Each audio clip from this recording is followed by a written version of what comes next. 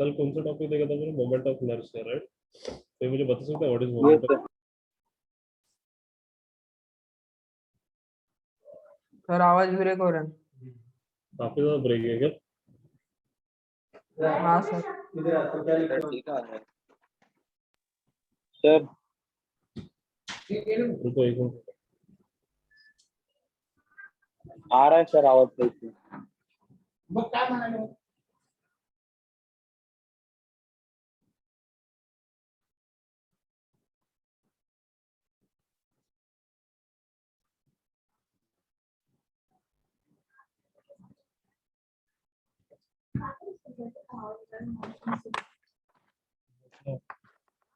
Bike में ही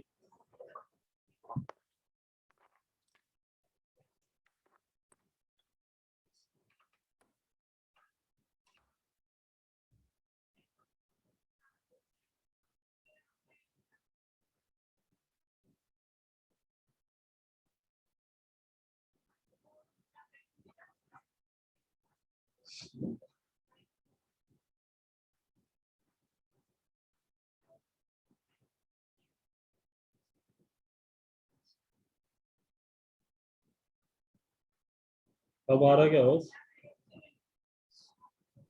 आ रहा है सर।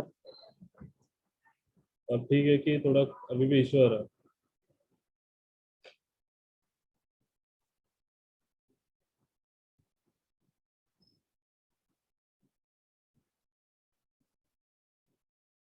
आ रहा है सर सही से। क्लियर है। हेलो? हाँ सर आ रहा है आवाज। आ रहा है सर आवाज।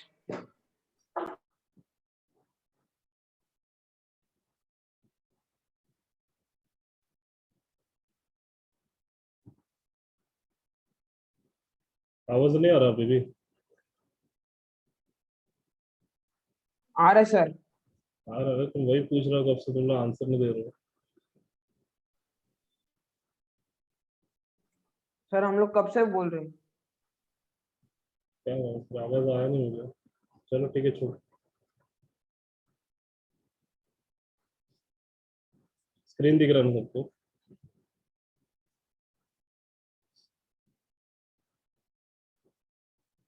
चलो ठीक है। मोमेंट ऑफ इनर्शिया पढ़ा था, याद है किसको? What is moment of inertia? Yes, sir. बताओ। The moment of inertia of a body about a given axis of rotation is the product of the masses of the particles and the respect and sequence of respective distance from the axis of rotation. Square sequence नहीं, square है। Sorry, sir. Square of the distance Square. from the given axis of rotation. ठीक है, सही। अब मुझे ये भी बता दो, अगर सपोज मेरे पास एक continuous and uniformly distributed mass है, तो अगर हमारे पास एक continuous shape and uniformly distributed mass है एक ऑब्जेक्ट में, तो उस ऑब्जेक्ट के लिए अगर मुझे मोमेंट ऑफ इनर्शिया डिफाइन करना है तो मैं कैसे डिफाइन करूंगा? क्या फॉर्मूला यूज करूंगा? Object is continuous Integration. हाँ, फॉर्मूला तो बोलते हैं, इंटीग्रेशन तो सही है। आगे क्या है? Integration r square sir into क्या dl। कंटिन्यूअस शेप है उसका? continuous shape and mass is uniformly distributed। Sir I is equals to dm square। I is equals to dm square। dm square। dm I is r equals to square। integration of r square dm। हाँ, r square dm ऐसे dm r square। Integration of r square into dl। चलो ठीक है, पता तो है। Next question पे आते हैं। ये तो हो गया था मोमेंट ऑफ इनर्शिया, यूनिट वगैरह डिफाइन करना था, यूनिट भी बता दो।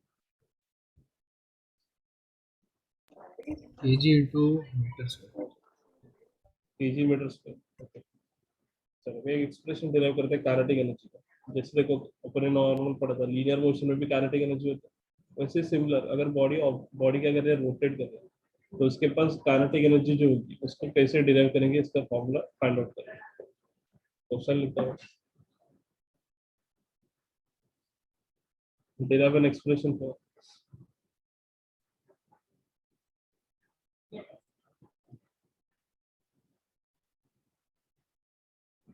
Kinetic energy.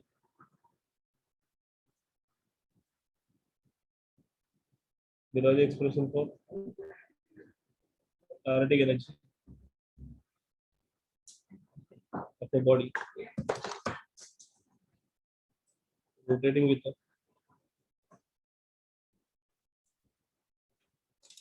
constant triangular velocity।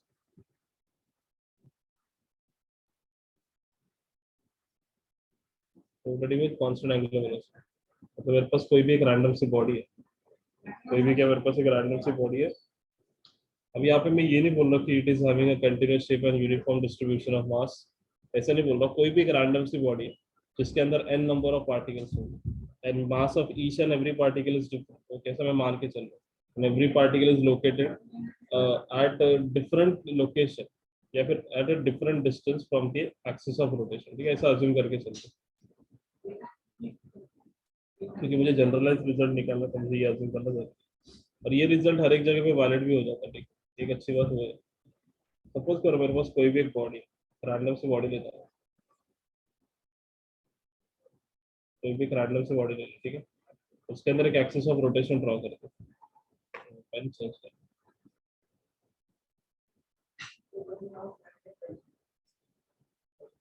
Sir random क्यों ले रहे हो सर? फिक्स्ड शेप लो, फिक्स शेप और फिक्स रेडियस, फिक्स मास। अरे अपने को फॉर्मूला डिराइव करना से मतलब है, कोई भी बॉडी हो रही है ना, क्या होगा, इतना टेंशन नहीं लेगा भाई। फॉर्मूला देख, फॉर्मूला कौन से भी इससे डिराइव कर, बट जब लास्ट में जो फॉर्मूला मिलता है ना अपने को, वो फॉर्मूला हर एक जगह पे वैलिड हो जाए, क्योंकि उसके अंदर मोमेंट ऑफ इनर्शिया आएगा, फॉर्मूले के सर अंदर पर मोमेंट ऑफ कम में इनर्शिया। सर ऐसे तो नहीं आएगा ना, फिक्स शेप का आएगा ना? नहीं नहीं नहीं, ये जब डेरिवेशन आएगा तब, अरे स्टेटमेंट लिख के आएगा उसमें। तो ये क्वेश्चन नहीं बोलेगा तुझे कि derive the expression only for uniform body, ऐसा कोई नहीं बोलता ना। अपने को रिजल्ट से मतलब है, बॉडी कौन सी भी यूज करते हैं। देख इंटीग्रेशन परफॉर्म करना थोड़ा सा टफ है as compare to summation. Summation easy होता है क्योंकि बचपन से पढ़ते हुए आ रहे हैं, मैं समेशन का इस्तेमाल कर लेता हूँ। एक आंसर आने से मतलब, आंसर आ गया तो वो हर एक जगह पे वैलिड हो ही जाता और समझो सर स्पीयर दिया है, उसका मास दिया और रेडियस दिया है, इसका मोमेंट ऑफ इनर्शिया फाइंड है। करेंगे तो तो सर। मोमेंट, अरे तो मोमेंट ऑफ इनर्शिया अभी कैलकुलेट करना है आगे, तो क्या फाइंड आउट कर रहा हूँ, देख क्वेश्चन पढ़ रहा हूँ। मैं काइनेटिक एनर्जी चाहता हूँ, मोमेंट ऑफ इनर्शिया तो आएगा आगे, ठीक है। पहले काइनेटिक एनर्जी तो डिराइव कर लूँ, काइनेटिक एनर्जी इंपॉर्टेंट है, क्वेश्चन आते हैं इसके ऊपर।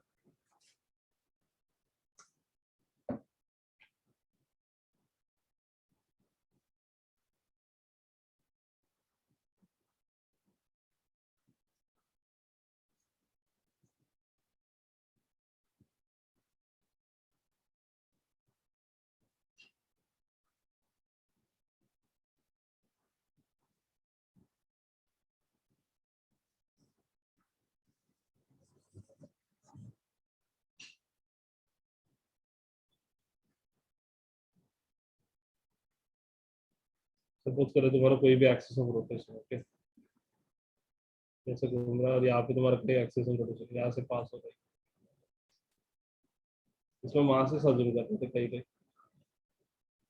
छोटे छोटे मासेस होंगे कई डिस्ट्रीब्यूटेड, एक यहाँ पे, दूसरा यहाँ पे, तीसरा यहाँ पे, एन मेनी, ऐसे बहुत से, ठीक है। There are n number of object, क्योंकि देखो हर एक पार्टिकल सर, एक बड़े से ऑब्जेक्ट में there are small n number of particles, काफी ज्यादा, और हर एक का जो डिस्टेंस है from the axis of rotation वो अलग अलग है, ओके, अलग अलग है, उसको भी बना देता है।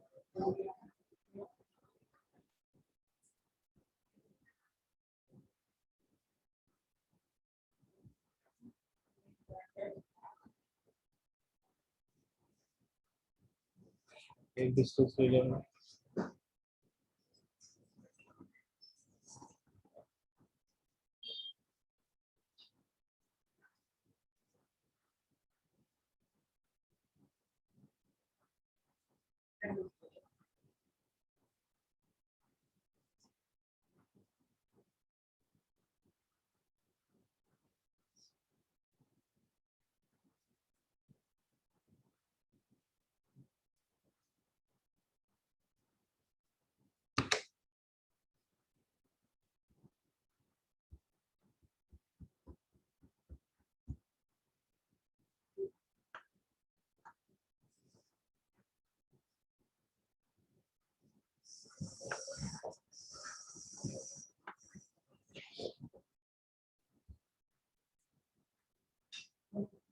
चल तो पहले लिख देता statements. Consider a body which comprises of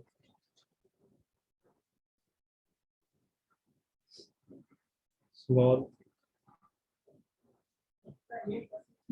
n number of particles. Small particles. There are total n Sir. number of particles. हाँ, सर हम लोग ये काइनेटिक एनर्जी क्यों निकाल रहे हैं सर? फॉर्मूला अपने को चेंज होता है। जैसे लीनियर मोशन में काइनेटिक एनर्जी कैसे लिखते हैं, हाफ एम वी स्क्वायर ना। तो सर्कुलर मोशन के केस में हाफ एम वी स्क्वायर नहीं चलता है, तो थोड़ा सा अलग होता है क्योंकि यहाँ पे बॉडी रोटेट कर रहा है, रोटेट। ठीक है, उसके लिए भी फाइंड आउट करने मोमेंट ऑफ इनर्शिया टॉपिक खत्म हो गया। अब मोमेंट ऑफ इनर्शिया का ही पार्ट नहीं है, अब इसके अंदर मोमेंट ऑफ इनर्शिया अपने आप इंक्लूड होता है, वही तो देखा। तो यहाँ पे अपने को एक एनालॉजी मिलता है। एनालॉजी किसके बीच में, कि लीनियर मोशन को अगर मुझे सर्कुलर मोशन में कन्वर्ट करना है तो मुझे क्या क्या चेंजेस करने पड़ते हैं, वो समझने के लिए अपन काइनेटिक एनर्जी फाइंड आउट करते हैं। Consider the body which comprises of small particles. There are total n number of particles. There are total n number of particles.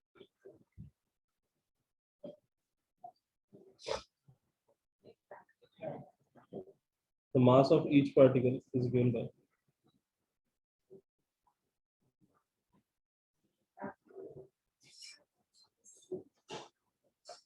is m1, m2, and so on up to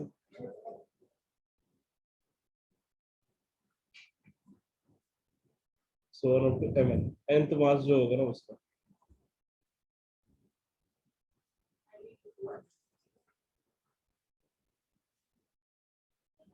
mn, ठीक है। इसके बाद radius लिख दो सबके लिए, and distance of each particle,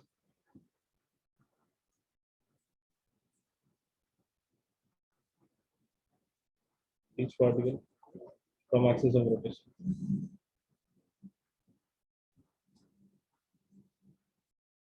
Axis of rotation is R1, and now R2, and so on up to R, so on up to R. ठीक है। अब देखो यहाँ पे क्या हो रहा है, मेरा ऑब्जेक्ट घूम रहा है, मेरा ऑब्जेक्ट अगर घूम रहा है तो मैं ये बोल सकता हूँ कि each and every particle has some linear velocity.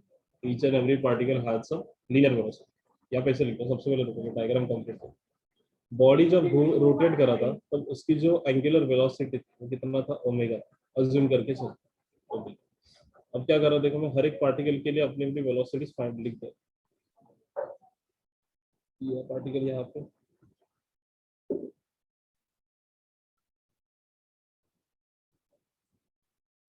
Particle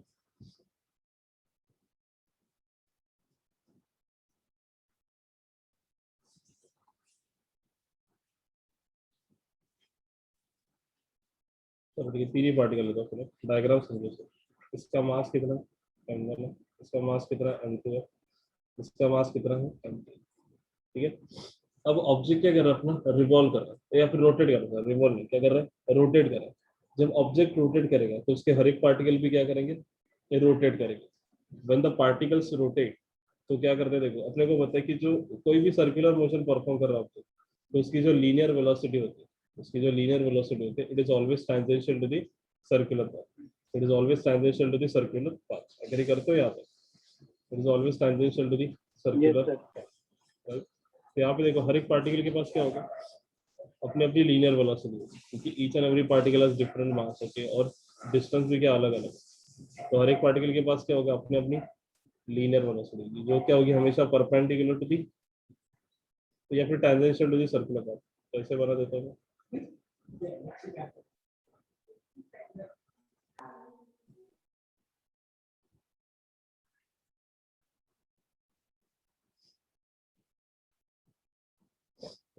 sir ये बॉडी तो एक ही है ना सर? तो बॉडी एक रहने देना, तो हर एक पार्टिकल देखना उसका एक्सिस ऑफ रोटेशन से डिस्टेंस भी तो अलग अलग है ना। हाँ। अगर मैं हर एक पार्टिकल छोटे छोटे एज्यूम करूँ और जो क्या अलग अलग डिस्टेंस के ऊपर है, तो हर एक पार्टिकल की जो लीनियर वेलोसिटी होगी वो भी अलग अलग होगी। अगर यूनिफॉर्मली डिस्ट्रीब्यूटेड होता तो अलग केस होता, बट यहाँ पे क्या, it is non uniformly distributed, इसलिए मैंने क्या लिया, हर एक की लीनियर वेलोसिटी को अलग अलग लिया। इसी इसकी लीनियर वेलोसिटी इस तरफ होगी, इस प्रकार से, इसको v3 नाम देता हूँ। इसकी वेलोसिटी क्या होता है, tangential to the circular path, तो ऐसे होगी v2। इसकी लीनियर वेलोसिटी कुछ इस प्रकार से होगी, tangential to the circular path v1 and so on, ठीक है। अब मैं क्या करता हूँ, देखो काइनेटिक एनर्जी बेसिकली अपना पास फॉर्मूला क्या है, kinetic energy the linear speed of the particle, the पहले एक मास के लिए मैं लीनियर स्पीड बता देता हूँ, द लीनियर स्पीड। अब यहाँ पे मैग्नीट्यूड कंसीडर करो, इसलिए लीनियर स्पीड लगा, ठीक है। The linear speed of particle of mass m, particle of mass m1 is given by, देखो मेरा ऑब्जेक्ट जो है वो constant linear constant angular velocity के साथ घूमता है, मतलब ओमेगा जो है ना, ओमेगा ओमेगा हर एक पार्टिकल के लिए फिक्स्ड होगा, ये important. The value of omega is fixed for each and every particle, क्योंकि ऑब्जेक्ट ही उतनी स्पीड से घूमता, ऑब्जेक्ट अगर उतने ही स्पीड से रोटेट करे तो हर एक पार्टिकल भी उतने ही स्पीड से रोटेट करे। जैसे तुमने देखा रहेगा जो तुम्हारा जायंट व्हील है, जायंट व्हील जितने जितने एंगुलर वेलोसिटी से घूमेगा, तुम लोग भी क्या करोगे, उतने ही एंगुलर वेलोसिटी से घूमोगे। The angular velocity will remain constant. Angular velocity will remain constant. The linear speed of the particle of mass m1 is given. तुम लोगों ने v is equals to r omega पढ़ा है, so मैं क्या लिखता हूँ, v is equals to r omega की जगह पे v1 is equals to r1 omega, क्योंकि देखो पार्टिकल Sir, अलग ये है उसका, relation between linear velocity and angular velocity. हाँ रिलेशन स्टार्टिंग में पढ़ा था, काफी देर पहले पढ़ा था। तो मैं क्या कर रहा था, देखो फर्स्ट पार्टिकल के पास उसकी अपनी खुद की लीनियर स्पीड है, खुद की लीनियर स्पीड है जिसकी वैल्यू कितना लिखा मैंने v, और r1 क्या है, उस पार्टिकल का डिस्टेंस, उस पार्टिकल का डिस्टेंस, उस पार्टिकल का distance from the axis of rotation, उस पार्टिकल का distance from the axis of rotation. तो क्या लिखा मैंने, v1 is equals to r1 omega. अगर मैं एनर्जी फाइंड आउट करूं तो कितना है, kinetic energy is equals to क्या होता है, half mv square. Kinetic energy is equals to, kinetic energy of first particle is equals to half mv1 square.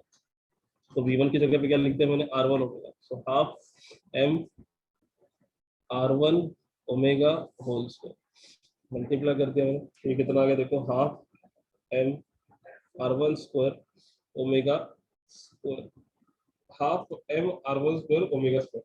याद है, क्लियर सबको?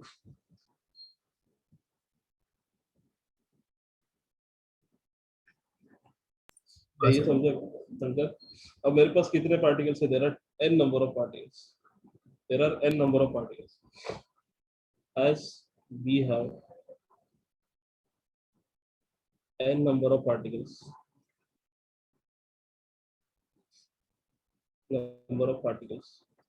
so total kinetic energy is given by, so total kinetic energy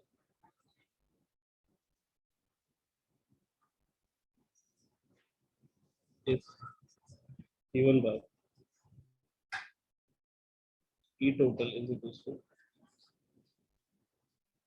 E1 plus E2 plus E3 and so on, अब तो कहाँ तक जाएगा, कहाँ तक जाने वाला, nth पार्टिकल, कहाँ तक जाऊंगा, nth पार्टिकल। मुझे पता है फर्स्ट पार्टिकल की काइनेटिक एनर्जी कितना है, half m r one square omega square, तो लिख दो यहाँ पे half m r one square omega square. Second particle के लिए क्या आएगा, half m r two square omega square. हाँ सर ये जो आपने ई ऐड की हो ये सब काइनेटिक एनर्जी है ना सर? Kinetic energy. तो सर के ही लिखो ना। छोड़ ना, लिखा तो है ना ऊपर मेरा काइनेटिक एनर्जी। चल ठीक है, की लिख देता हूँ, पोटेंशियल।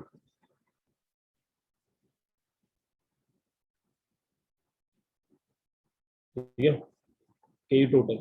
सो half m r one square omega square half. Similarly ऐसे मेरे पास एन पार्टिकल्स है, एन पार्टिकल के लिए कितना आएगा, half m r n square into, और यहाँ पे ये एम वन एम टू भी लिखना, सॉरी मैं भूल गया था, क्योंकि हर एक पार्टिकल का मास अलग अलग, m one m two m n, okay, और omega square.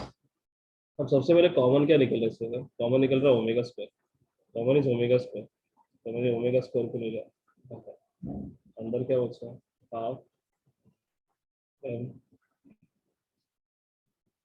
Half m, sorry ये तो हाफ भी कॉमन आएगा ना सर, मैं हाफ भी कॉमन ले लेता हूँ, ओमेगा स्क्वायर बाय टू लिख देता हूँ, ठीक है, ओमेगा स्क्वायर बाय टू, तो कितना मेरे पास m one r one square plus m two r two square and so on up to m n r n square, okay. क्या इसको मैं ऐसे समेशन के फॉर्म में लिखूँ, इसको omega square divided by two into summation k is equals to 1 से लेके n एम के इंटू आर के स्क्वायर।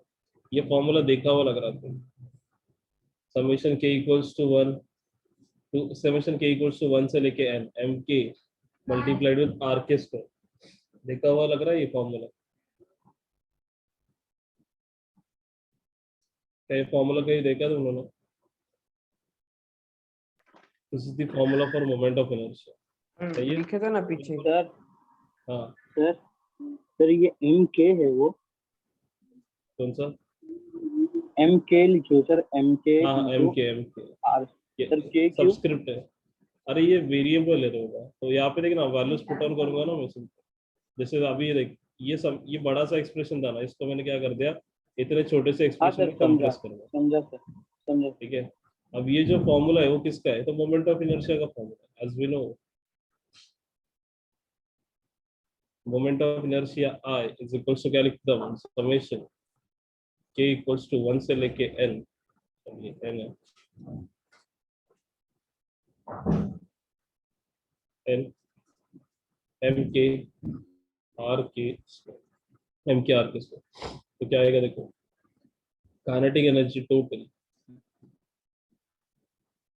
इज इक्वल टू कितना आएगा, omega square divided by 2 multiplied with I, answer कितना मेरे पास, हाफ आई ओमेगा स्क्वायर। ये क्या है, जब मेरी बॉडी रोटेट कर रही है ना, when the body is rotating then the kinetic energy of the body is given by half I omega square, half I omega square. Derivation easy रहता है, कोई ज्यादा टफ नहीं, समझा डेरिवेशन है कि अभी भी डाउट है कहीं,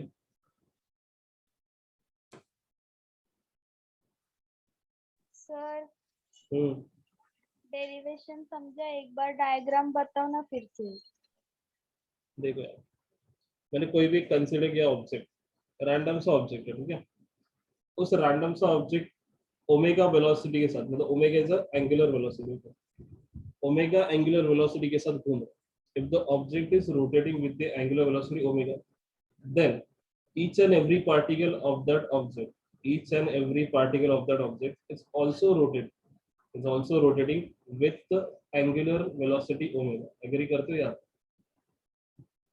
जैसे ये देखो एक जायंट व्हील है, तो जायंट व्हील अगर ओमेगा वेलोसिटी के साथ घूमता है, angular velocity, if giant wheel is rotating with the angular velocity omega, then उस जायंट व्हील के अंदर बैठे हुए हर एक जन, हर एक बंदे या फिर हर एक पर्सन तो कितना एंगुलर वेलोसिटी के साथ घूमेगा, जितनी उस जायंट व्हील की एंगुलर वेलोसिटी है उतने वेलोसिटी के साथ घूमेगा।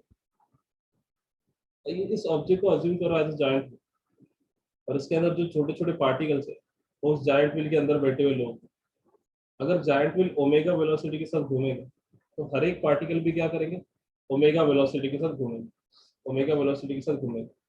देखो ये तो होगा घूमने की चीज। अपने को ये पता है whenever the object is rotating in a circular motion, क्योंकि रोटेट हो रहा है तो सर्कुलर मोशन तो परफॉर्म कर रहा है। कोई भी ऑब्जेक्ट जब सर्कुलर मोशन परफॉर्म करता है तब उसके पास क्या होती है, खुद की लीनियर स्पीड होती है या फिर वेलोसिटी होती है। अगर मैं वेलोसिटी बोलूंगा तो डायरेक्शन कंसीडर करना पड़ेगा। If I am not considering the direction, then I will only see the magnet, okay, the only see the linear speed. अब हर एक पार्टिकल क्या कर रहा है, रोटेट कर रहा है एंगुलर वेलोसिटी ओमेगा के साथ। अगर हर एक पार्टिकल ओमेगा वेलोसिटी के साथ घूम रहा है एंगुलर वेलोसिटी, तो हर एक पार्टिकल के पास क्या होगी, अपनी खुद की लीनियर स्पीड होगी, अपनी खुद की लीनियर क्या होगी, स्पीड होगी। और वो स्पीड कौन से डायरेक्शन में होती है, that speed is always always tangential to the circular path. ये तो स्टार्टिंग से पढ़ते हुए that speed is always tangential to the circular path. और हर एक पार्टिकल का रेडियस, हर एक पार्टिकल का मास वो क्या डिफरेंट डिफरेंट है। तो हर एक पार्टिकल की लीनियर वेलोसिटी भी क्या होगी, डिफरेंट डिफरेंट। इसलिए मैंने क्या ले लिया, v1 v2 v3 ले लिया as a linear speed of each and every part. Okay, अब यहाँ पे एक और चीज में डायग्राम के अंदर हम बहुत सारी चीज मिस करते हैं। यहाँ पे सबसे पहले ये डिस्टेंस कितना है, r1 है, this distance is r2 and this distance is r3। Okay, ये डिस्टेंस लिया मैंने। फिर काइनेटिक एनर्जी का फॉर्मूला यूज किया, बेसिक काइनेटिक एनर्जी जो अपन लीनियर मोशन में पढ़ते हुए क्या, काइनेटिक एनर्जी को हाफ mv²। अब अपने को ये रिलेशन पता है कि linear velocity and angular velocity are related by formula v is equals to r omega, are related by formula v is equals to r omega, starting से पढ़ते हैं। तो जहां जहां पे मुझे v दिख रहा है मैं क्या कर दिया, उसको रिप्लेस कर दिया r इंटू ओमेगा से। किसे रिप्लेस कर दें, r इंटू ओमेगा से रिप्लेस कर दें। अब मुझे पता है हर एक पार्टिकल का एंगुलर वेलोसिटी जो है, हर एक पार्टिकल का एंगुलर वेलोसिटी क्या है, फिक्स्ड है, कांस्टेंट है। तो मैंने क्या करते हैं, कॉमन निकल दे उसको। काइनेटिक एनर्जी का फॉर्मूला दिख रहा है तुम लोगों को सबको ही, याद है। Kinetic energy equals to half M v one square, half M v one square. V one की जगह पे क्या लिख दिया मैंने, r into omega. Each and every particle has a different different radius, so half m r one into omega the whole square. मतलब v one की जगह पे मैंने क्या लिख दिया, आर वन ओमेगा लिख दिया, तो स्क्वायर होगा इसका। अब मेरे पास इससे एन नंबर ऑफ पार्टिकल्स, ऐसे मेरे पास कितने नंबर ऑफ पार्टिकल्स है, एन नंबर ऑफ पार्टिकल्स। अगर मुझे total kinetic energy of the body अगर चाहिए तो मैं क्या करूंगा, सभी के सभी पार्टिकल की काइनेटिक एनर्जी को जोड़ते हुए चले जाओ। मेरे फॉर्मूला क्या लेगा देखो, kinetic energy total is equals to kinetic energy of first particle plus kinetic energy of second particle plus kinetic energy of third particle and so on up to kinetic energy of nth particle, so on up to kinetic energy of nth particle. तो सबकी value जैसे मैंने ऊपर लिखा था half m one r one square into omega square, तो वैसे मैं हर एक पार्टिकल के लिए लिखते चलता हूँ। सबसे पहले कॉमन क्या निकल रहा है उसको बाहर ले लो। कॉमन निकल रहा है omega square divided by 2। Common क्या निकल रहा है, ओमेगा स्क्वायर डिवाइडेड बाय 2, तो वो हो गया कॉमन। अंदर बचा क्या अपने पास, अंदर बचा है m1r1 square plus m2r2 square plus m3r3 square and so on up to mnrn square, so on up to mnrn square. अब अपने को, हाँ सर आपने ऊपर m1 ने लिखा है सर काइनेटिक एनर्जी के फॉर्मूला में। कहाँ पर लिखा है, हाँ वो लिखा है क्योंकि फर्स्ट पार्टिकल m1r1 लिखा है क्योंकि फर्स्ट पार्टिकल का वेलोसिटी काइनेटिक एनर्जी। बस यही फॉर्मूलाज डाल के मैंने क्या कर दिया, देखो ये जो बड़ा सा लेंथी इक्वेशन था ना, इस लेंथी इक्वेशन को मैंने क्या कर दिया छोटे से इक्वेशन में समेशन के फॉर्म। अब जैसे समेशन के फॉर्म में लिख रहा हूं तो मुझे क्या दिख रहा है, अरे ये तो formula of moment of energy, this is the formula for moment of energy. तो बस फिर उस फॉर्मूले को मैंने रिप्लेस कर दिया मोमेंट ऑफ इनर्शिया, इधर लिख देता हूं तो कंफ्यूज हो गया, equals to moment of inertia.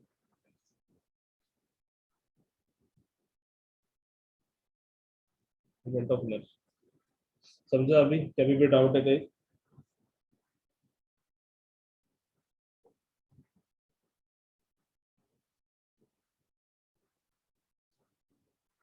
कहीं डाउट? No sir. ठीक है, चलो अगर डाउट है तुम लोगों को तो एक क्वेश्चन और करो इसका। ऑब्जेक्ट की ना फ्रीक्वेंसी ऑफ रोटेशन फाइंड होगी। ऑब्जेक्ट क्या करना है, फ्रीक्वेंसी ऑफ रोटेशन, इसी के अंदर में क्या करता है, उस ऑब्जेक्ट की फ्रीक्वेंसी ऑफ रोटेशन भी फाइंड करता है। फ्रीक्वेंसी ऑफ रोटेशन या फिर इस काइनेटिक एनर्जी को मैं थोड़ा सा मॉडिफाई करता हूँ। ये जो टोटल काइनेटिक एनर्जी मेरे पास आया है, दिस टोटल काइनेटिक एनर्जी, इसको मैं स्लाइट मॉडिफिकेशन लेके चलता हूँ, स्लाइट सा मॉडिफिकेशन करता हूँ। देखो एज वी नो, मुझे बताओ जरा ओमेगा का क्या है, तुम लोगों ने एक स्टेटमेंट लिखा था, ओमेगा इज इक्वल टू क्या लिखा था? ओमेगा इज इक्वल टू क्या होता है? Omega is d equal to, theta by t. अरे वो ठीक है, ओमेगा का एक्चुअल मतलब क्या? Omega is angular velocity, right? Omega is Velocity. Angular velocity. तो मैं ऐसे लिख सकता हूँ क्या, total distance upon total time. हाँ सर। मुझे पता है कोई भी ऑब्जेक्ट, ये एंगुलर वेलोसिटी डी पर होता है सर्कुलर मोशन पे। हाँ सर, लिख सकते हैं 2 पाई/t सर लिख सकते हैं। हाँ 2 पाई, ये चाहिए 2 पाई/t। टोटल डिस्टेंस 2 पाई क्या मेरा सरकमफेरेंस ऑफ दी सर्कल, और टाइम क्या है, capital T is the time required to complete one rotation. Okay, तो यहाँ पे मैं लिख दिया 2 पाई/t। अब मुझे ये भी पता है कि 1/t को क्या लिखता है, फ्रीक्वेंसी लिखता है। 1/t क्या होता है, फ्रीक्वेंसी, ये रिलेशन है 2 पाई f, ये यहाँ पे लिख देता हूँ, f is equals to 1/t, omega is equals to 2 pi f। अब क्या करो, ओमेगा की जगह पे जहाँ पे काइनेटिक एनर्जी टोटल का वैल्यू क्या है, kinetic energy total is equals to half I omega square. तो ओमेगा की जगह पे मैंने क्या लिख दिया, 2 पाई f, तो half I 2 pi f the whole square, is equal to कितना आएगा, 1/2 into I into 4 pi square f square, right?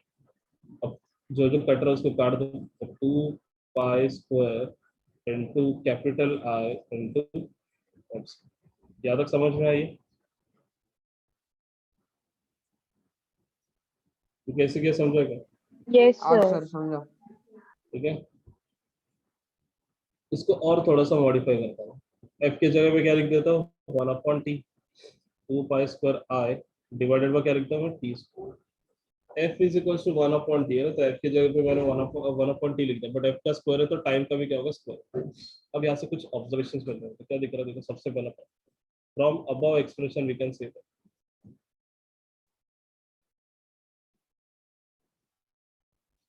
From above expression we conclude that we conclude that, क्या क्या कंक्लूजन दिख रहा है देखो, तो तुम्हारी टोटल काइनेटिक एनर्जी, या फिर इसको रोटेशनल काइनेटिक एनर्जी बोलते हैं क्योंकि इसके अंदर मोमेंट ऑफ इनर्शिया इंक्लूड हो गया, तो rotational kinetic energy, this rotational kinetic energy is directly proportional to the square of frequency of rotation, square of frequency of rotation, या फिर ऐसे भी लिख सकते हो तुम लोग, और चीजें अगर सपोज करो इसको ऐसे लिखा हो, हाँ सर सर थर्ड स्टेप से वापस बताओ ना। कौन सा, ये वाला पार्ट, हाँ सर, वो हाँ सर, फ्रीक्वेंसी पे। मतलब फ्रीक्वेंसी नहीं समझा तुझे? सर मतलब आपने कैसे सब्स्टिट्यूट किया वो? देखिए यहाँ पे मैंने क्या करता है, सिंपल, ओमेगा इक्वल टू 2 पाई/t, ये रिलेशन तो पता है सब। 1/t क्या होता है, देखो फ्रीक्वेंसी और टाइम के बीच में इनवर्स रिलेशन होता है, ठीक है? अगर फ्रीक्वेंसी इक्वल टू क्या लिखता है, 1/टाइम पीरियड लिखता है, तो यहाँ पे 1/t जो दिख रहा है उसको मैंने f लिख लिया, यहाँ तक ठीक है। अब जस्ट करना क्या मुझे, इस टोटल काइनेटिक एनर्जी के फॉर्मूले में जहाँ पे ओमेगा है, जहाँ पे ओमेगा है उसकी जगह पे क्या लिखा मैंने, 2 पाई f लिखा, जहाँ पे ओमेगा है उसकी जगह पे क्या लिखते हैं, 2 पाई, जस्ट 2 पाई सब्स्टिट्यूट किया था मैंने, और ऊपर स्क्वायर है, यहाँ पे क्या दिख रहा है मुझे, स्क्वायर, तो पहले मैं स्क्वायर कर लेता हूँ, कितना आएगा देख, 2 का स्क्वायर होता है 4, पाई का स्क्वायर होता है पाई स्क्वायर, f का स्क्वायर होता है f square, 4 pi square f square multiplied with, एक मिनट,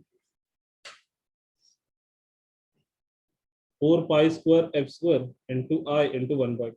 अब जो जो कट रहा है उसको काट दिया मैंने, देख इस 2 से ये 4 टाइम्स कितने कटेगा, अगर मैं 4 को 2 से डिवाइड करूँ तो कितना आंसर बचेगा, 2 बचेगा, तो मैंने क्या लिख दिया, 2 लिख दिया इसको, देखा ऐसा कट कर दिया इसको, ये 2 ये 4 2 टाइम्स कटेंगे, तो बचे क्या, 2 pi square I f square. मुझे पता है फ्रीक्वेंसी इक्वल टू क्या होता है, फ्रीक्वेंसी इज इक्वल टू 1/टाइम पीरियड, तो फ्रीक्वेंसी का स्क्वायर करूंगा तो क्या मिलेगा मुझे, 1/टाइम पीरियड का स्क्वायर मिलेगा। अब इसके अंदर मैं थोड़ा सा देख, इसको थोड़ा सा एडजस्ट करता हूँ, 2 पाई/t और इसका क्या कर दिया मैंने, स्क्वायर।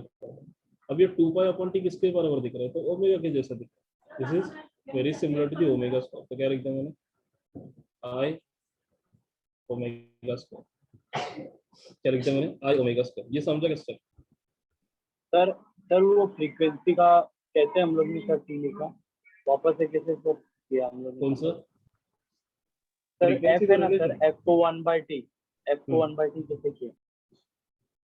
अरे देखो, सर मतलब frequency का आपने हाफ को गायब कर दिया। कहाँ पे गायब किया? कट जाता है वो। हाँ, तो मतलब half I omega square is equals to I omega square आया।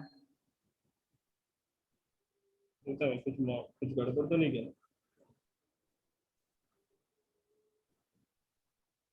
अरे हाँ, शायद गड़बड़ किया, थोड़ा सा गड़बड़ हो चुकी। हाँ सर। हुआ हुआ। सर एफ और टी के बीच में इनवर्स रिलेशन है। रुको, एक मिनट रुको, कहीं मिस्टेक किया। Omega square omega is equal to 2 pi तो सर और 2 पाई सर होल स्क्वायर नहीं आएगा सर, आपने 2 pi by T whole square लिखा ना सर, वो नहीं होगा। ओमेगा की जगह पे क्या लिखेंगे? ओमेगा नहीं सर, देखो आप सर 2 पाई लिखियो ना sir, 2 pi by T whole square.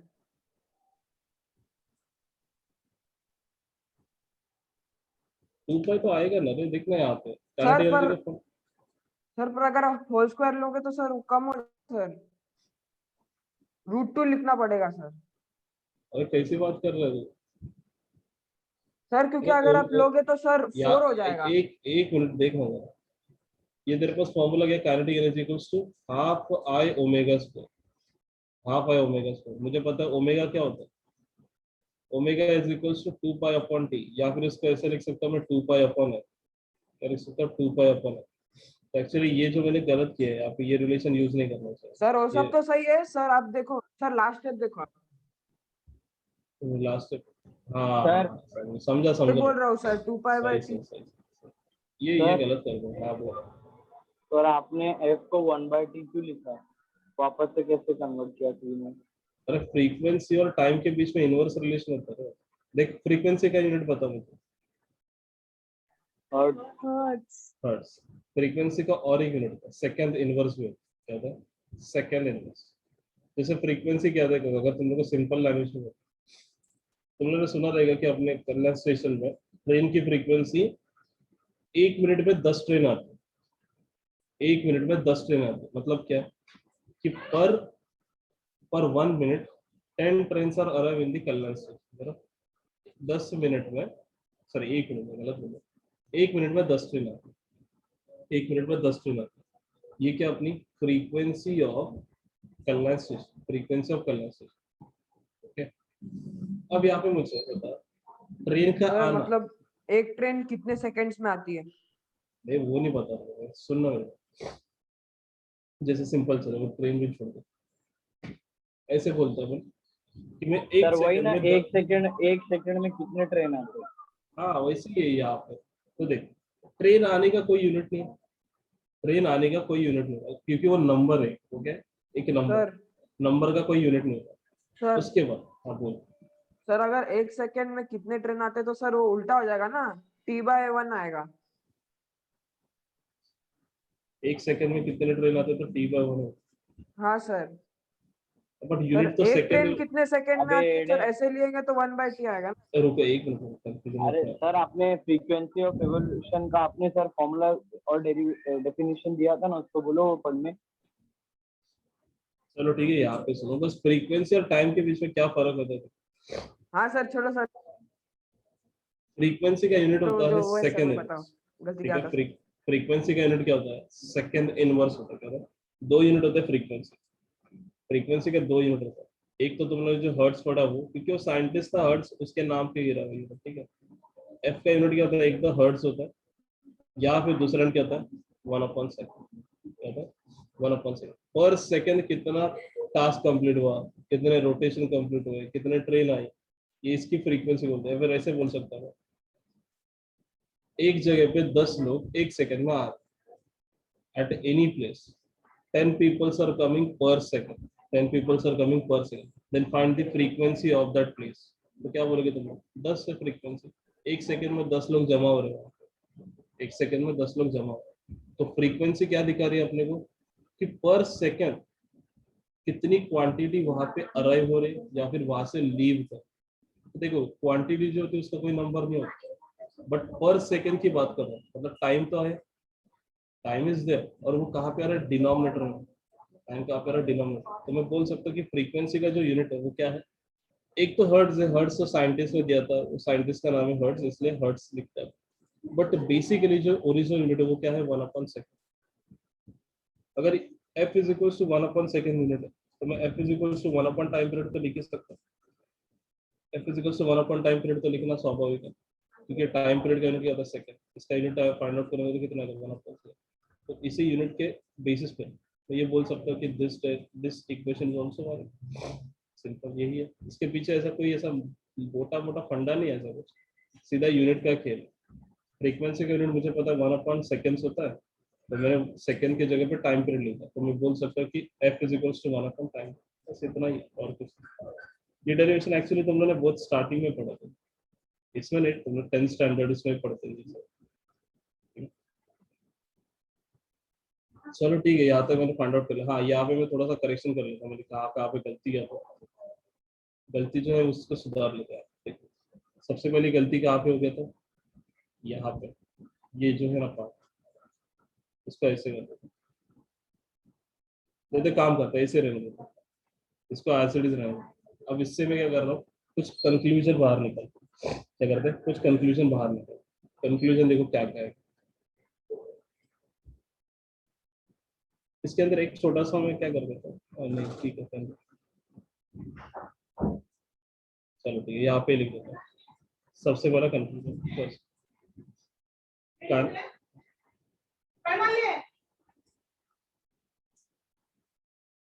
Kinetic energy total, या फिर ऐसे टोटल काइनेटिक एनर्जी, ये थोड़ा awkward नहीं,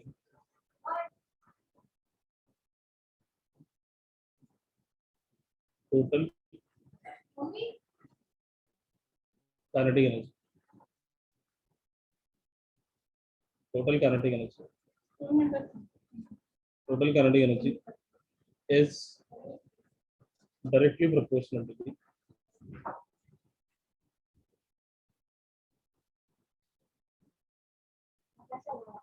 directly proportional to the, इसके प्रोपोर्शनल है, देखो ये फ्रीक्वेंसी ऑफ रोटेशन के बराबर प्रोपोर्शनल, फ्रीक्वेंसी ऑफ रोटेशन के प्रोपोर्शनल। मतलब क्या बोल रहा हूँ मैं, कि अगर तुम लोगों ने फ्रीक्वेंसी ऑफ रोटेशन को इंक्रीज कर, if you increase the frequency of rotation then kinetic energy will also increase. ये एफ के डायरेक्टली प्रोपोर्शनल, वो भी स्क्वायर है क्या, लीनियर रिलेशनशिप नहीं है, non linear relationship. The total kinetic energy directly proportional to the square of frequency of rotation, square of frequency of rotation. Second observation क्या देख रहा था हम लोग को, kinetic energy depends on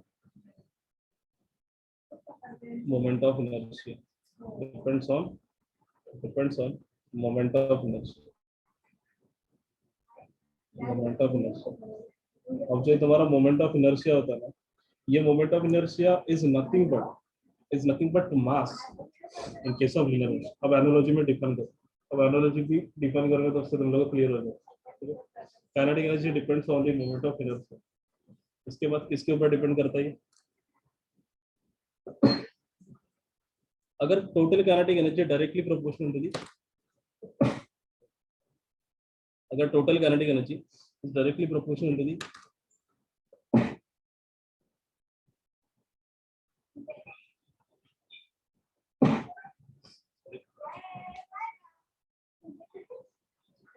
total kinetic energy is directly proportional to the square of frequency of rotation।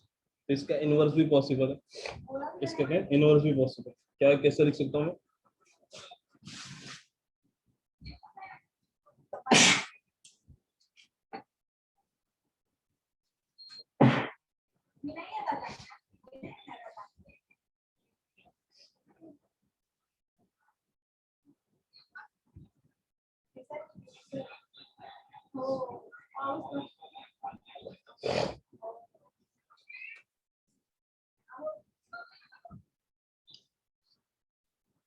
Kinetic energy directly proportional to the square of frequency of rotation है, तो इसका इनवर्स भी पॉसिबल है। उल्टा कैसा?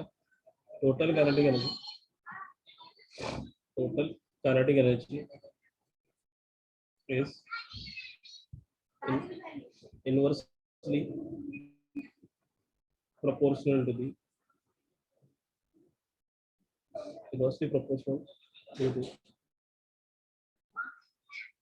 square of time period, square of time of revolution, square of time of rotation, revolution rotation, square of time of rotation, square of time of rotation, मतलब एक rotation complete करने के लिए जो टाइम लगता है उसको मैंने टी लिखा। ये तीन ऑब्जर्वेशन मुझे यहाँ से दिख, क्या तुम लोग को ये तीन ऑब्जर्वेशन दिख रहे हैं उस फॉर्मूले से? जरा देखो ध्यान से।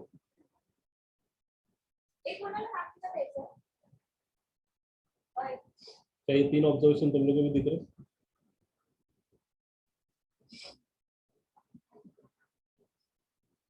हाँ सर। दिख रहा है? चलो ठीक। ये मतलब लिखना पड़ता है ऐसा। ये देख, this question is from 21 question. ये क्वेश्चन, ये कहाँ से क्वेश्चन लिया हमने? 21 क्वेश्चन सेट से। अपने बुक का सवाल तो है नहीं, बट मे बी क्या पता सवाल आ जाए, इसलिए मैं नहीं लेंगे। ठीक है, अगर इसमें कुछ डाउट रहेगा तो अभी पूछ लो, मतलब इसमें कल का ये अपना रिजॉल्व कर लो पूरा डाउट। इसमें कहीं पर डाउट है? नहीं सर, कोई डाउट नहीं। नहीं ना? अब देख, अब मैं क्या करता हूँ, कुछ एनालॉजीज डिफाइन कर देता हूँ। कुछ एनालॉजीज आएंगे, देखो एनालॉजीज बिटवीन, क्वेश्चन लिख देता, क्वेश्चन के हिसाब से और अच्छे से लिख देता। Analogy between linear motion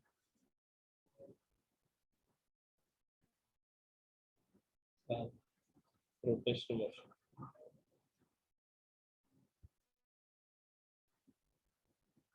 linear motion और रोटेशनल। सबसे पहले यहाँ पे एक एक फॉर्मूला लिखता हूँ। दिस इज एक एक फॉर्मूला यहाँ पे मोमेंटम। चलो एक चार्ट बनाते, चार्ट से और अच्छे से एक चार्ट बनाते हैं।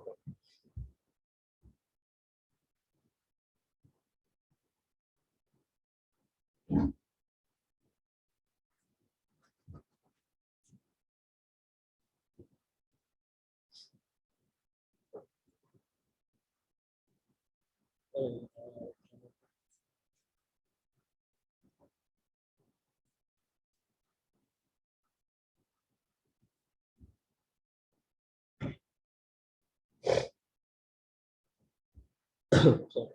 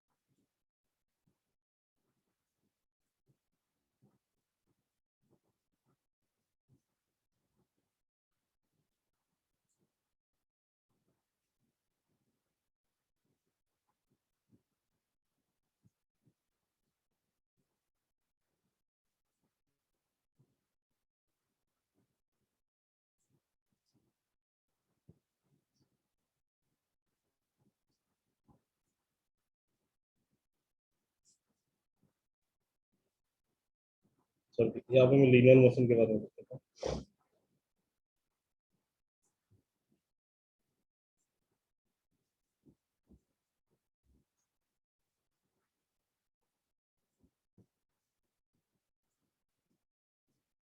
लीनियर मोशन और इसमें लिखते हैं रोटेशनल मोशन।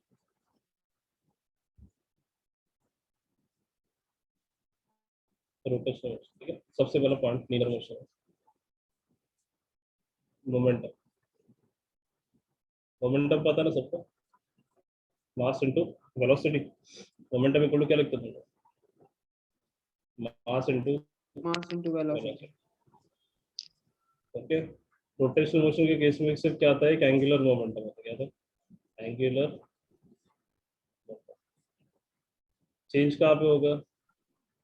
जहाँ पे वेलोसिटी है वहां पे एंगुलर वेलोसिटी, क्या आएगा? Angular velocity, angular velocity into mass. Okay, angular velocity into mass. अरे सॉरी सॉरी सॉरी सॉरी, यहाँ पे एक चीज है कि जब ना मास होता है, mass in case of linear motion, mass क्या होता है, कहाँ पे होता है? In case of linear motion. और रोटेशनल मोशन में मास को रिप्लेस कौन करता है? Moment of inertia. ये इंपॉर्टेंट है, मास को रिप्लेस कौन करता है? Moment of inertia. यहाँ पे बस थोड़ा सा change, this is what moment of inertia actually directly click करता है, मोमेंट ऑफ इनर्शिया। यही एनालॉजी है मोमेंट ऑफ इनर्शिया। अगर तुम लोग को समझना कैसे ये मोमेंट ऑफ इनर्शिया मास के बराबर होगा, तो देखो अपने काइनेटिक एनर्जी क्या लिखा था? In case of linear motion kinetic energy होता है हाफ एम वी स्क्वायर। क्या लिखते हैं अपन? Half M we square. अगर इसको मैं थोड़ा सा मॉडिफाई करूँ, रोटेशनल मोशन के केस में लिखूँ तो कैसे लिखूंगा? Kinetic energy in case of rotational motion is half I omega square लिखा था। क्या लिखा था? Half I omega square. अब देखो, ओमेगा स्क्वायर और V square is nothing but the square of velocity in case of linear motion. और omega square क्या?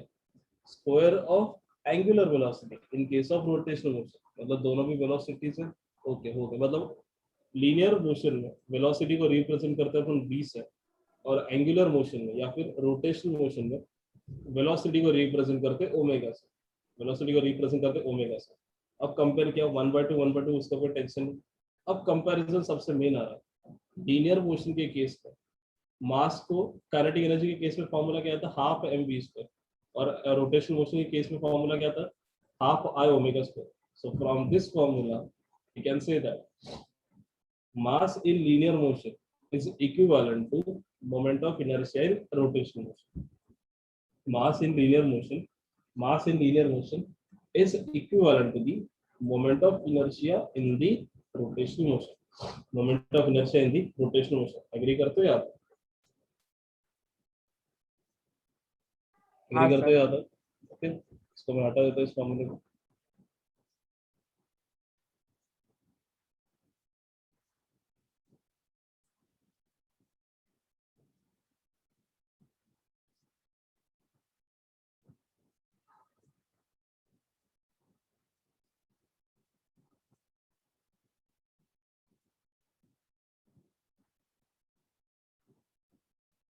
चलो, ये हो गया मोमेंटम के बारे में। अब नेक्स्ट क्या देखते हैं? फोर्स। लीनियर मोशन के केस में फोर्स बताओ जरा कैसे होता है? Linear motion, straight line motion के केस में फोर्स को कैसे लिखते हैं? Mass into acceleration. इसमें भी तो फोर्स होगा, तो फोर्स का इसमें क्या होता है? हाँ, अब यहाँ पे और एक analysis, force in linear motion is equivalent to torque in rotational motion, is equivalent to torque in rotational motion, torque in rotational motion। ठीक है, analogies is very important। torque in rotational motion, torque is equals to mass को replace कर दो किससे? moment of inertia से, moment of inertia। और acceleration किससे replace होगा? angular acceleration किससे replace होगा? angular acceleration। Okay, third third point is kinetic energy.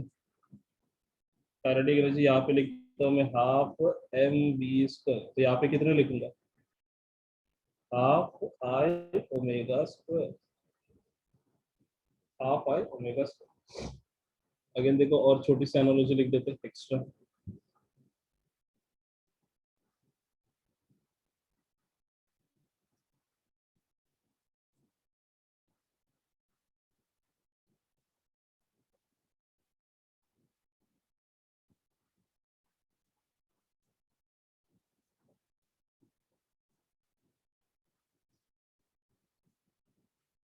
एक छोटी सी एनालॉजी, यहाँ पे लीनियर मोशन, यहाँ पे रोटेशनल मोशन।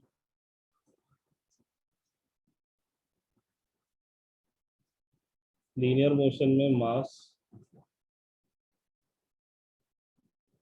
रोटेशनल मोशन में क्या होगा फिर, मोमेंट ऑफ इनर्शिया।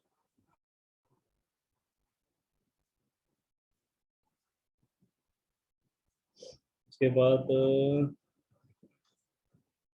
हाँ वेलोसिटी, इधर क्या होती है लीनियर वेलोसिटी,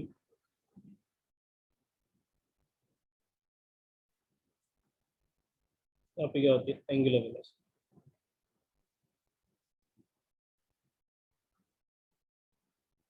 उसके बाद यहाँ पे होता है फोर्स, तो यहाँ पे होता है टॉर्क। हाँ बस इतने ही, और कुछ नहीं। Acceleration, linear acceleration,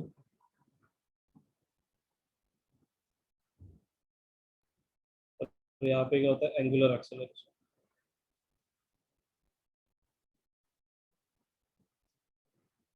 angular acceleration, बस ये इंपॉर्टेंट है कॉन्सेप्ट। ये जेईई मेन के क्वेश्चन में भी डायरेक्टली ऐसा पूछ लेता है, मतलब एनालॉजी नहीं पूछता बट उसके एप्लीकेशंस काफी ज्यादा आते हैं। ये जो एनालॉजी है इसके एप्लीकेशंस काफी ज्यादा आते हैं। ठीक है, एनालॉजी क्लियर सबको? Yes sir. ठीक है, चलो। और एक ऑब्जर्वेशन क्या दिख रहा है, देख, जो अपना फोर्स है लीनियर मोशन में, फोर्स है वो क्या प्रोड्यूस कर रहा है, लीनियर मोशन में जो अपना फोर्स है वो क्या प्रोड्यूस कर रहा है, एक्सेलरेशन प्रोड्यूस कर रहा है, लीनियर एक्सेलरेशन प्रोड्यूस कर रहा है। सिमिलरली रोटेशनल मोशन के केस में जो टॉर्क है, टॉर्क टाउ, टॉर्क जो क्या रिप्रेजेंट क्या प्रोड्यूस कर रहा है, एंगुलर एक्सेलरेशन। मतलब दोनों एक्सेलरेशन है, बस इनका एक्ट करने का तरीका वो अलग है। अपना जो नॉर्मल फोर्स है वो क्या कर रहा है, एक्सेलरेशन तो प्रोवाइड कर रहा है, but that acceleration in the straight line, that acceleration is in the straight line. But torque को देख, टॉर्क भी फोर्स का ही भाई है, वो भी क्या जनरेट कर रहा है, एक्सेलरेशन ही जनरेट कर रहा है, बट वो एक्सेलरेशन ऐसा जनरेट कर रहा है such that the object rotate in a circular motion, such that the object rotate in a circular motion. ये दोनों भाई एक दूसरे के सर ही भाई। मतलब टॉर्क, सर मतलब टॉर्क सर्कुलर पाथ फॉलो करता है। हाँ, टॉर्क क्या करता है, किसी भी ऑब्जेक्ट को सर्कुलर एक्सेलरेशन प्रोवाइड करता है या फिर रोटेशनल एक्सेलरेशन प्रोवाइड करता है, जिसके कारण क्या होता है, जैसे मैं रोटेशनल एक्सेलरेशन प्रोवाइड करूँ तो ऑब्जेक्ट क्या करेगा, सर्कुलर पाथ में घूमना चालू कर देगा, सर्कुलर पाथ में घूमना चालू कर देगा। ठीक है, यहाँ तक समझ में आ रहा है सब? सर टॉर्क भी रोटेशन पर सेकंड है ना सर? टॉर्क की रोटेशन पर सेकंड, तो मतलब ज्यादा रोटेट करेगा तो ज्यादा क्लाइंब करने में आसानी होगा सर व्हीकल में। कौन से टॉर्क की बात करो, तो इंजन के टॉर्क की बात सर करते हैं। सर वही सर, ये जो टॉर्क है और सर जो टू व्हीलर व्हीकल में टॉर्क होता है दोनों सेम ही है ना सर? अब दोनों सेम है, दोनों सेम, वही बोल रहा दोनों हूँ। Perfectly same. वो इंजन के अंदर का रहता है वो पूरा, जो पिस्टन्स वगैरह रहता है ना उसके उसके ऊपर डिपेंड करता है। ठीक है, बट वो अपना फिलहाल अपनी स्टडीज का अपने स्कोप से बाहर है। यही कुछ एनालॉजीज है जो तुम लोगों को काफी ज्यादा हेल्प करके आएगा। ठीक है, ये एनालॉजीज इंपॉर्टेंट है, इसको याद रखना। Force in linear motion is analogous to torque, सबसे फेमस यही है, फोर्स और टॉर्क, फोर्स और टॉर्क। और दूसरा एक सबसे ज्यादा फेमस कौन सा है, मास और moment of inertia, mass end moment of inertia. ये काफी ज्यादा बोलते हैं ना, बहुत ज्यादा यूज करते हैं लोग, बहुत ही ज्यादा, हर एक क्वेश्चन में दिखता है, रोटेशन मोशन के क्वेश्चन में तो मोस्टली दिखेगा तुमको।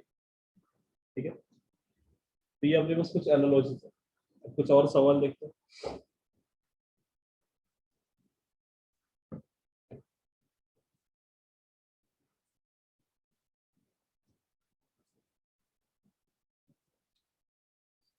एक न्यूमेरिकल लेते हैं, न्यूमेरिकल से और अच्छे से क्लियर होगा।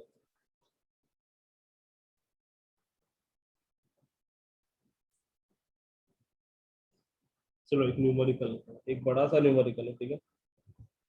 सबसे पहले तुम लोग एक बार अटेम्प्ट मारो इसको, 5 मिनट लो, इसको समझो क्या है, नहीं समझो तो मैं एक्सप्लेन करूँ, ठीक है। चलो, एक मोमेंट ऑफ इनर्शिया के ऊपर न्यूमेरिकल है।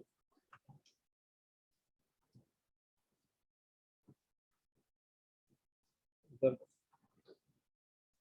4 particles of mass 0.2 kg, 0.3 kg, 0.4 kg and 0.5 kg respectively.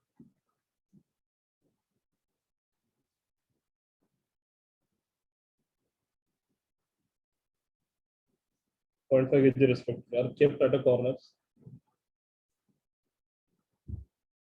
are kept at corners of are kept at the corners ABC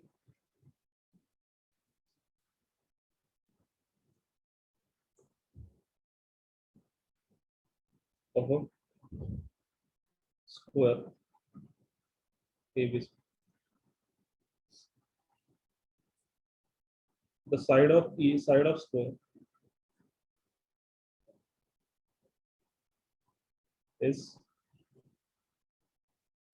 1 meter. Side of square, length of the side of square कितना है? 1 meter. Find the moment of inertia.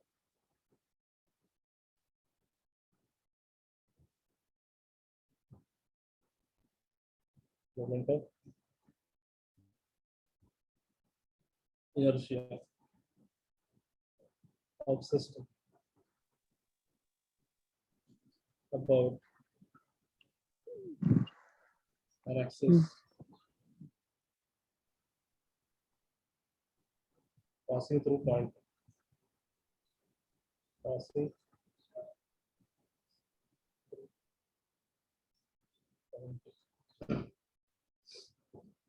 passing through point A and perpendicular to the plane. Passing through point A and perpendicular to the plane.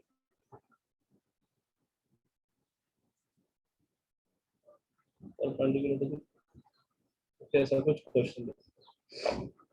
आप लोग क्या निकलना है? Moment of inertia चाहिए। मेरे पास 4 particle है जिनके मास कितना 0.2, 0.3, 0.4, 0.5 kg रिस्पेक्टिवली, और वो कहाँ पे रखे? At corners A B C D of a square A B C D, और हर साइड कितना है उसका, स्क्वायर का साइड कितना? 1 मीटर का, ठीक है। Find the moment of inertia of a system about an axis passing through point A perpendicular to the plane. चलो मैं ही सॉल्व कर देता हूं, ध्यान से देखो। सबसे पहले डायग्राम में क्या बोला, 4 पार्टिकल और वो स्क्वायर शेप के, स्क्वायर के कॉर्नर्स पे रखा हुआ, तो एक स्क्वायर ड्रॉ करते थे सबसे पहले।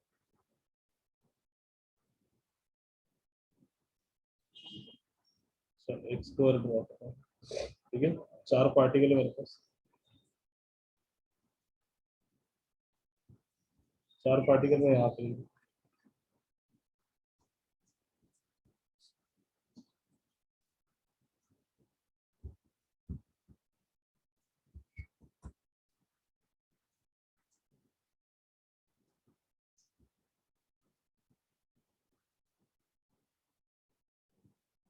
चार पार्टिकल्स यहाँ पे,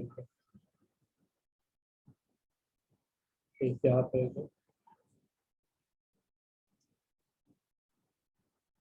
तो दूसरा यहाँ पे एक पार्टिकल, तीसरा यहाँ पे है। अच्छा, यहाँ नाम भी दे देते हैं ABCD।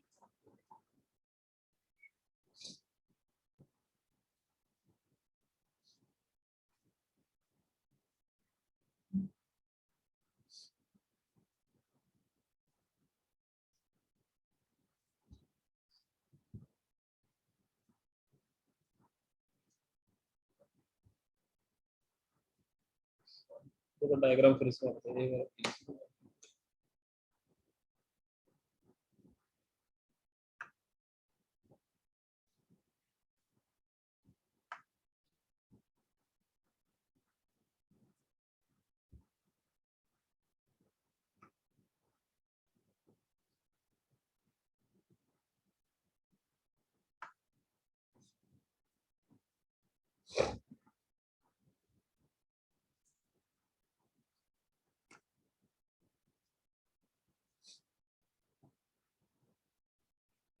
एक यहाँ पे एक मास,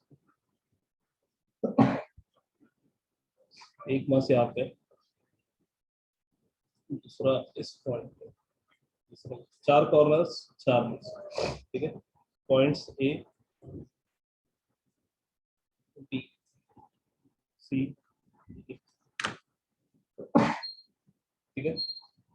और पॉइंट ए के ऊपर मास कितना रखा है, 0.2 kg, 0.2 kg। इसको क्या करता है, m1 m2 के टर्म्स में लिख देता हूँ यहाँ पे गिवन, या फिर एम ए एम बी लिख देता हूँ। उससे क्या होगा, तुम लोग को पॉइंट्स पे, पर्टिकुलर पॉइंट पे कौन सा मास है, आइडेंटिफाई करना काफी आसान है।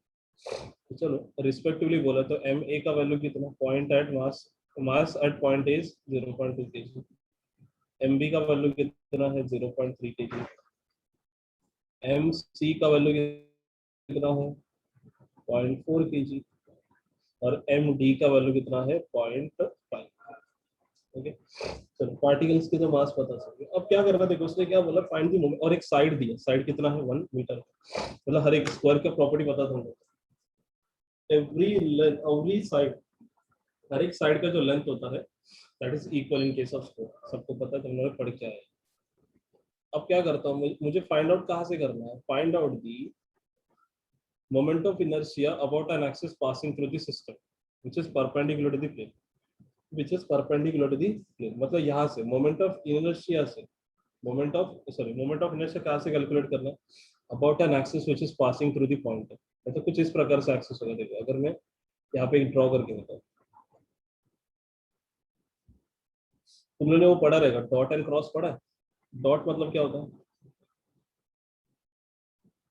डॉट मतलब क्या रिप्रेजेंट करता हूँ, इनसाइड द पेज के आउटसाइड द पेज, क्या सर? इनसाइड, इनसाइड ना, और क्रॉस क्या रिप्रेजेंट करता है, आउटसाइड। सच्ची में सोच ले मेरे, क्या सर? नहीं सर, डॉट एंड उल्टा उल्टा, उसका उल्टा। डॉट एंड क्रॉस का नोटेशन पता है ना। सर क्या होता है? अरे वो डॉट क्रॉस मतलब, मतलब एरो बाहर आ रहा है। डॉट मतलब एरो बाहर आ रहा है, क्रॉस मतलब एरो अंदर जा रहा है। Inside the page and outside the page represent करने के लिए अपन क्या यूज करते हैं, जो वेक्टर्स होते हैं। अभी मैं 3D वेक्टर को मैं डायरेक्टली तुम लोग के स्क्रीन पे दिखा नहीं सकता, तो 3D वेक्टर जो पेज के अंदर जा रहा है, the vector which is moving inside the page is represented by cross, is represented by cross. और जो वेक्टर पेज के बाहर आ रहा है उसको रिप्रेजेंट करने के लिए अपन क्या यूज करते हैं, डॉट यूज करते हैं, ठीक है। या फिर इतना इतना सब मत सोचो, अपने को क्या चाहिए, हर एक पार्टिकल का डिस्टेंस चाहिए, अपने को हर एक पार्टिकल का डिस्टेंस चाहिए फ्रॉम पॉइंट, फाइंड आउट कर लेते। देखो इसका तो डिस्टेंस मुझे ऑलरेडी मिल चुका है 1 मीटर, इसका डिस्टेंस मुझे ऑलरेडी पता है 1 मीटर। अब यहाँ से सबसे इंपॉर्टेंट चीज, सी का डिस्टेंस फ्रॉम पॉइंट ए कितना होगा, मुझे यहाँ पे क्या फाइंड आउट करना पड़ेगा, ये डायगोनल की लेंथ फाइंड आउट करना पड़ेगा। क्या फाइंड आउट करना पड़ेगा, length of the diagonal. Pythagoras theorem पता है सब। Yes, sir. अब वो पाइथागोरस थ्योरम अपने को यहाँ पे यूज करेंगे।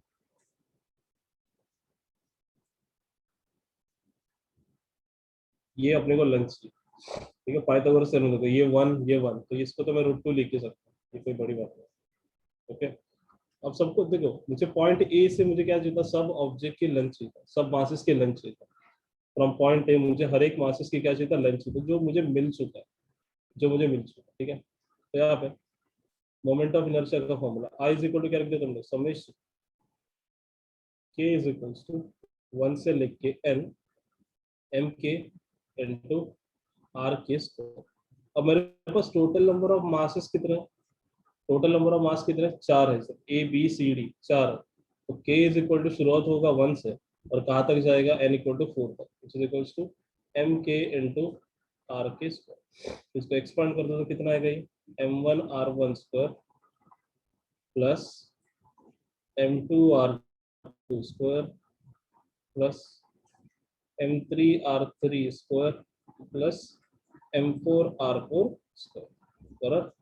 अब देखो m1 मतलब क्या, a है, ठीक है, m1 is nothing but a, इसको क्या लिख दिया मैंने, ma इंटू आर ए लिख देता हूँ, आर ए, या फिर r1 रहने दो, चलो r1 ही रहने दो, अच्छा रहेगा, r1 ही सही,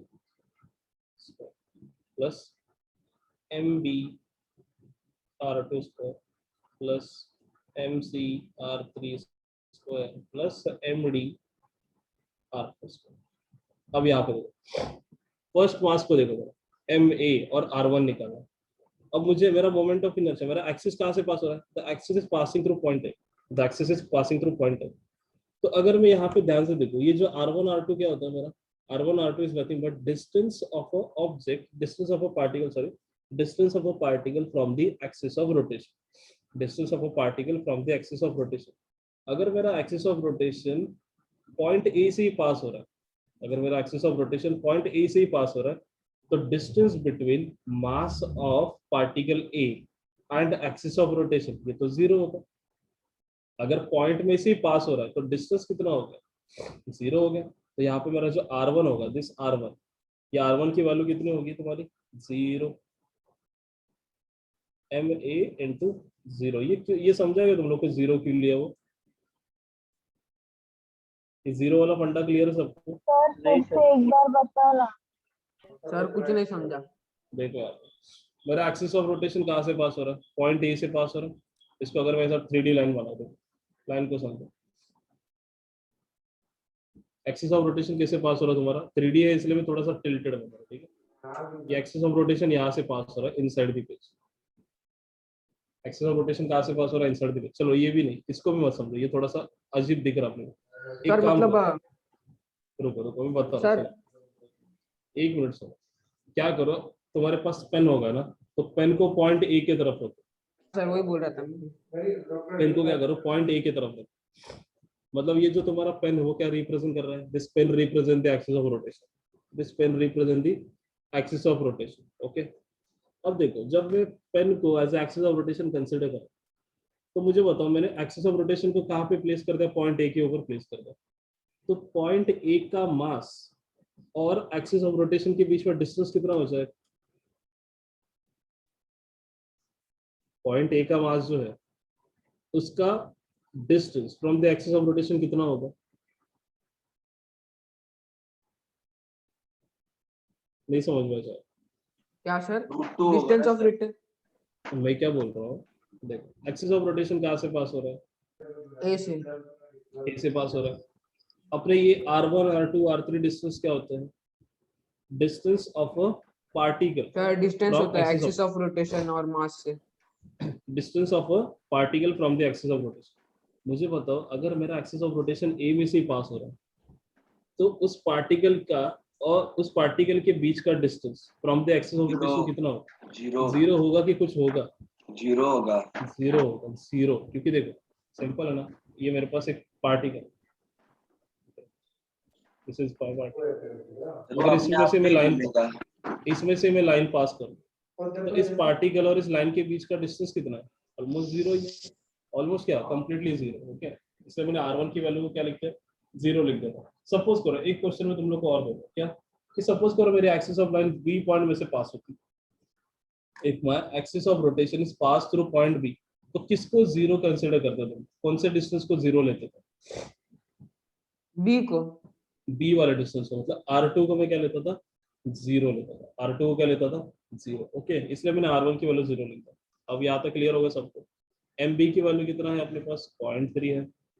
R2 की वैल्यू कितना है? R2 distance of point B, ऐसा बोल सकते हो तुम लोग, distance of point B from point A कितना है? 1। लिख दो 1। 1 का स्क्वायर कितना होता है? 1 होता है। ओके, तो क्या होता है? MC R3 cube.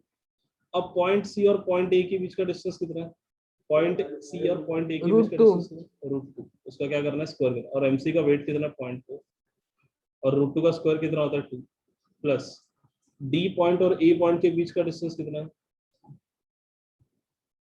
1। So, और वेट कितना है? 0.5 × 1। और सॉल्व करना, 0.3 प्लस 0.8 प्लस 0.5 सॉल्व करूंगा तो कितना आएगा? ये 8 + 5 13, 13 और 3 16, मतलब 1.6 kg मीटर स्क्वायर। समझे? This is what moment of inertia of a object when it is when the axis of rotation is passed through point, when axis of rotation is passed through point A। अब एक मस्त सवाल लेता तुम लोगों को, यही सवाल है सेम, बस सवाल क्या होगा, अब यहाँ पे इसको थोड़ा सा मॉडिफाई करते हैं। ये वाला डायगोनल नहीं चाहिए मुझे। अब सवाल है, find the moment of inertia of this particle when Sir. axis of rotation is passed through the center of sphere. When axis of rotation is passed through the center of sphere. हाँ बोल दीजिए sir ये नहीं समझ रहे हैं कौन सा। सर, ये 0.3 into 1 किया, 0.4 into 2।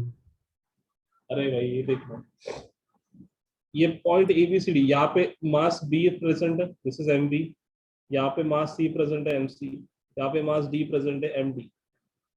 ये पॉइंट ए से मेरा एक्सिस ऑफ रोटेशन पास हो रहा है, पॉइंट ए से क्या हो रहा है, एक्सिस ऑफ रोटेशन पास हो रहा है।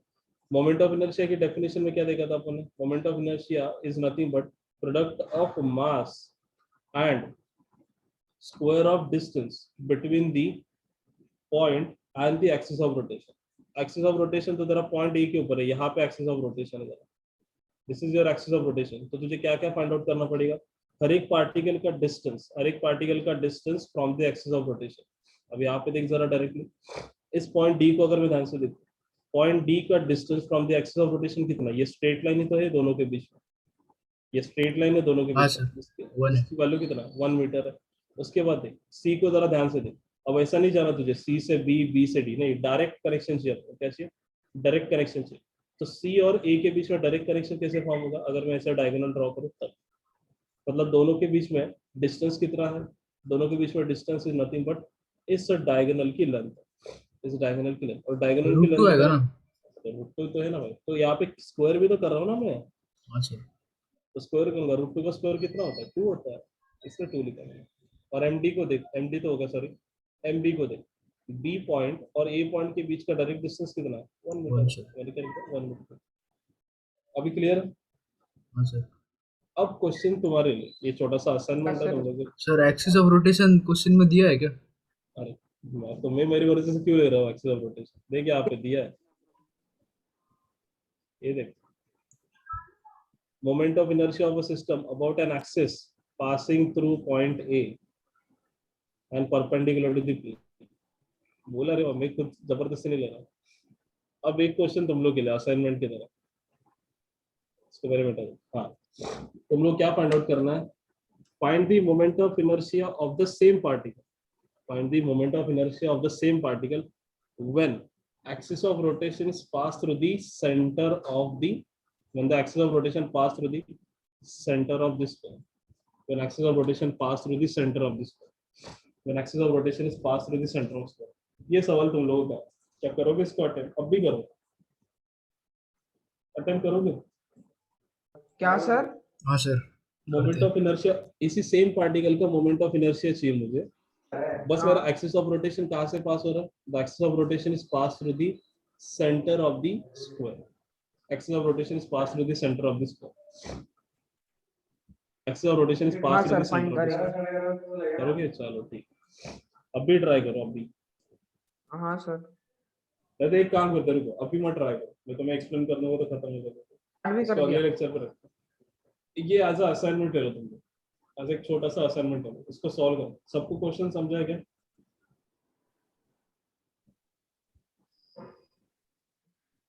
सबको क्वेश्चन समझा है, आंसर भी आ जाएगा। चलो तो सबको एक बार मैं फिर से एक्सप्लेन कर देता हूँ। ये सेम पार्टिकल सेम डायग्राम पूरा का पूरा सेम है, ठीक है, बस चेंज कहाँ पे हो रहा है, जो मेरा axis of rotation point A में से पास हो रहा था, अब मेरा एक्सिस ऑफ रोटेशन कहाँ से पास होगा, the axis of rotation will be pass from the centre of a square, the axis of rotation will be pass through the centre of a square, then find the moment of inertia. ये तुम लोग के लिए है छोटा सा assignment, इसको solve करना सब, ये घर पे तुम लोग के लिए होमवर्क के लिए दिया है, ठीक है, बिल्कुल सर, इसको आंसर आ ट्राई जाएगा। करो, आ जाएगा, वेरी गुड, चलो ऐसे भी कॉन्फिडेंस आंसर आ गया। आ गया, वेरी गुड, बट रिवील मत कर आंसर, रहने दे, रुक जा, थोड़ा सस्पेंस रखो उसका, सर ओके। सर हाँ सर उसका सर √2/2 आएगा ना सर, उसका जो लेंथ है पता फ्रॉम नहीं सेंटर। पता है, वो तो तुम लोग को सॉल्व करना, हाँ it sir. May be, it may be √2 भी, इट मे √2 और √2/2, इट कैन बी एनीथिंग, हाँ सर। एंगल भी तो है ना भाई, हाँ 90 सर, डिग्री हाँ। का एंगल फॉर्म कर रहा है, फिर अगर मैं उसमें से हाँ। डायगोनल पास करूँ तो 45 डिग्री हो सकता है, कुछ अलग अलग हो सकता है, हम्म। लाइक में बहुत बहुत पॉसिबिलिटी अपने पास, चलो ठीक है, फिर आज के लिए इतना रखता हूँ। अगर ज्यादा पढ़ा दूंगा तो फिर बाउंसर जाएगा। इस क्वेश्चन को ट्राई करना, ठीक है? ओके ना?